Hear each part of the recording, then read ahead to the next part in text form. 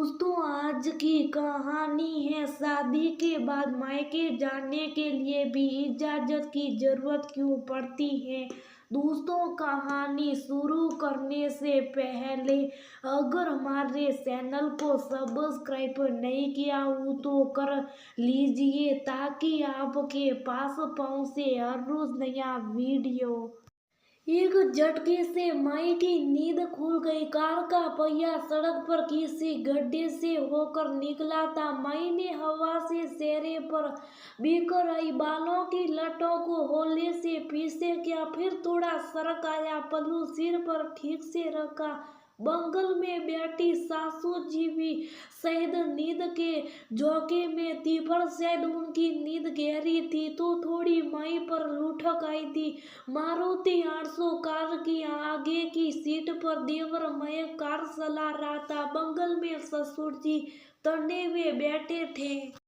पीछे की सीट पर नई नवेली दुल्हन माई और उसका दूल्हा समीर दोनों खिड़कियों पर चुपचाप से बैठे थे और बीच में थोड़ी भारी भरकम सासू जी कमला जी। कार थोड़ी छोटी थी तो माई और समीर खिड़की की तरफ थोड़े से सिकुड़े हुए से बैठे थे। अभी एक सप्ताह पहले माई का विवाह हुआ था। विवाह के 3 दिन बाद ही उसे अपने ससुरे देवर की शादी में दूसरे शहर जाना पड़ा।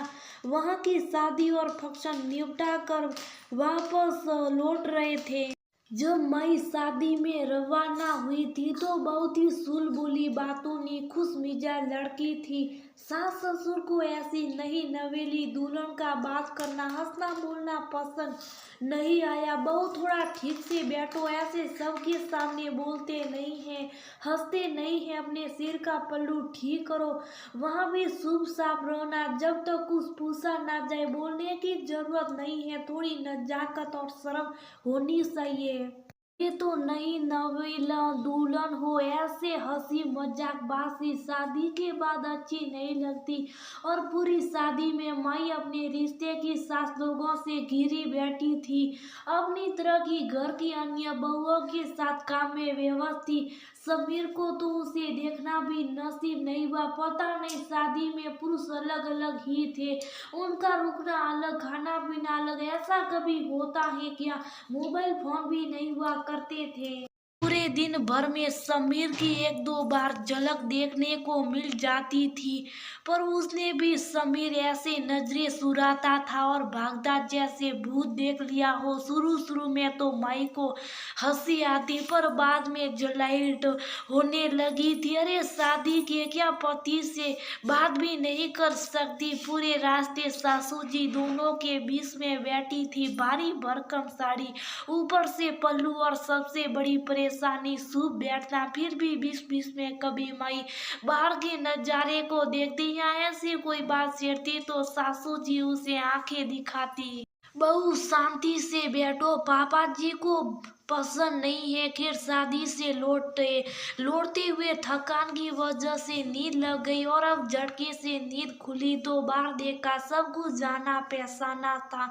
वही सड़कें, वही अपना सा सब कुछ। कहीं मैं सपना तो नहीं देख रही, ये तो मेरा ही शहर है, मेरे ही कॉलोनी। पर यहाँ कैसे माई में जैसे एकदम से सुस्ती फुर्ती से उमग आ गए, चेहरा खिल उठा, उतावली होकर खिड़की से बाहर झांकने लगी। अरे अरे, मेरे घर की तरफ से जा रहे, अरे मेरे घर का पार्क, झूलों पर बच्चों को झूलते देख माई मुस्कुरा दी। मैं भी तो यही झूला झूला करती थी, सहेलियों के संग इसी रोड पर साइकिल चलाकर स्कूल जाती थी। अचानक से माई की धड़कनें तेज हो गई। मयंक भैया जरा कार धीमे करेंगे, मेरा घर आ रहा है, माई ने अचानक से कहा। माई की बात सुनकर सास ससुर ने आश्चर्य से माई की तरफ देखा। मम्मी जी क्या थोड़ी देर यहाँ रुकेंगे? शाम के 4 बजे पापा शायद बाहर बगीचे में इस समय पानी दे रहे होंगे। थोड़ी देर मिलते हुए चले। ससुर जी ने गुस्से में घूर कर देखा और सासू जी को इशारा किया, देख बहू ये मेरा घर क्या बोल रही है, अब ससुराली तेरा घर है और ऐसे कभी भी बिन बुलाए अपने मायके नहीं जाते और अभी तो हम सब तुम्हारे साथ हैं। सासू जी ने कहा, पर मम्मी जी मैं अंदर जाकर पापा को बता दूंगी कि आप सब भी हैं। माई ने बड़ी उम्मीद से सासू जी की तरफ देखते हुए कहा, एक बार मना कर दिया ना, ऐसे अपनी मम्मी जी से बहस नहीं करते हैं। ससुर जी ने गुस्से में कहा, पापा जी अगर आप सबको नहीं जाना तो मैं बस 2 मिनट में मैं माँ और पापा से मिलकर जल्दी से वापस आ जाऊंगी। मेन रोड पड़ी तो घर है, कार यहीं से निकल रही है, इतने दिनों से किसी से मिली भी नहीं हो। माई ने रुआसी होते हुए कहा। मैंने थोड़ी उम्मीद से समीर को देखा पर शायद उसके पास कोई जवाब नहीं था। उसने अपना मुंह दूसरी तरफ घुमा लिया। देवर को शायद थोड़ा तरस आ गया तो उसने कार की स्पीड थोड़ी धीमी कर दी। माई ने अपना सिर खिड़की से बाहर निकाला, वहीं जानी पहचानी से अपनी सी खुशबू हवा में मिट्टी की वही सौधी महक माही ने महसूस करे। सिर से थोड़ा ऊंचा होकर देखा तो उसकी नजरों के सामने से उसका घर, उसका हरा भरा फूलों से भरा बगीचा आंखों के सामने से धीरे धीरे गुजर रहे थे। घर का मेन गेट जिस पर एक छोटा सा लकड़ी का लेटर बॉक्स लटका हुआ था और मेन गेट पर सुर्ख लाल गुदगुड़ारी के फूल लगे हुए थे। ऐसा लगा मानो वो भी हवा के झोंकों से हिलते हुए माई का स्वागत कर रहे हो। मेन गेट पर माई को वही बीते दिनों वाली माही याद आ गई, जो अपनी गुलाबी सुंदर सी साइकिल पर मस्त बिंदास होकर माई कंधे पर बैग लटकाए अपनी मम्मी पापा को हाथ हिलाकर बाय कहते हुए निकल पड़ती थी। आज मेन गेट खाली था। अचानक से माई को अपने पापा नजर आ गए। वह गुलाब के फूलों में पानी दे रहे थे, बगीचे में गुलाब खिल रहे। माई मनी मन बुदबुदाई, पापा गुलाब कब आएंगे? जल्दी, जब तू शादी के बाद आएगी। ना मिलने तब तक आ जाएंगे, मैं रोज पानी दूंगा, ध्यान रखूंगा, तब खिले हुए रंग बिरंगी खूबसूरत गुलाब लेकर के जाना, पापा मुस्कुराते हुए कहते। माई की आंखों के सामने से उसका घर धीरे धीरे पीछे छूट रहा था। घर का दरवाजा, गुलाब के फूल, माँ पापा के साथ बचपन से लेकर जवानी तक हर लम्हा का गवाह, माही का प्यार सा घर शादी के बाद ना जाने कैसे इतना पराया हो गया, इतने पास आकर भी अपनी मर्जी से जा नहीं सकती। माई की आंखों में आंसू छलक आए, सिर को पल्लू और हवा से बिखर आई बालों की लटों में सेहरा छुपाते हुए उसने अपने आंसू पोंछे, चुपचाप सिर झुकाकर बैठ गई। कुछ ही पल में वो माई जो हमेशा खिलखिलाती थी, जिसकी बातें कभी खत्म नहीं होती थी, प्यारी सी बिना माई जो हमेशा आजाद पंछी की तरह उड़ती रहती थी, वो बेटी अब अपना घर छोड़ चुकी थी। नए घर आंगन में एक संस्कारी, कम बोलने वाली, गंभीर जिम्मेदारियों के बोझ तले दबी बहू बन गई थी। माई का ससुराल और मैका एक ही शहर में था। माँ पापा मुझे जब भी याद आएगी मैं दौड़ी चली आऊंगी। शादी के पहले अक्सर माई खिलखिलाते हुए यही कहा करती थी। मैं बहुत खुश हूँ कि मेरा ससुराल भी इसी शहर में, जो ज्यादा दूर भी नहीं है। पर आज माई को महसूस हुआ कि उसका मैका बहुत दूर हो गया था, उसकी पहुंच से कहीं ज्यादा दूर, जहाँ जाने के लिए भी उसे अब दूसरों की इजाजत की जरूरत पड़ रही थी।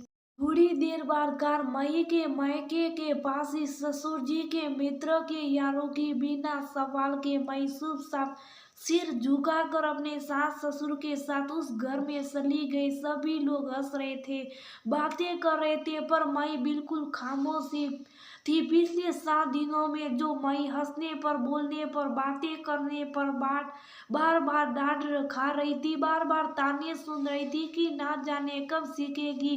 एक ही पल में माई को जिंदगी का कड़वा सच का एहसास हो गया था। उसे जिंदगी का सबक सिखा दिया था।